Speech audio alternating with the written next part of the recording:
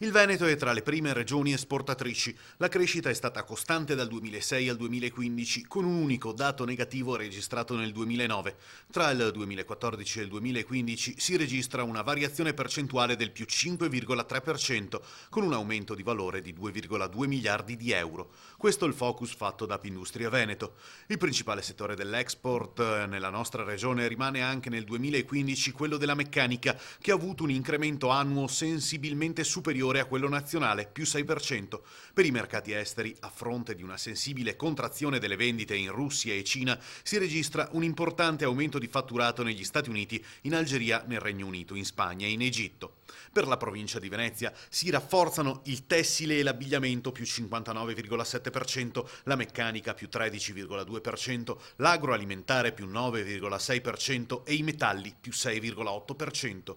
I principali mercati di sbocco sono quelli del Regno Unito, della Francia, la Germania e la Spagna. Oltre ai confini europei spiccano gli Stati Uniti, la Cina, il Messico, la Turchia e la Corea. Il mercato dell'esportazione verso la Gran Bretagna ha subito un netto rialzo lo scorso anno, facendo registrare un più 17%, una nota positiva fino alla doccia fredda dei risultati del referendum di giovedì scorso sulla Brexit. Ora c'è preoccupazione.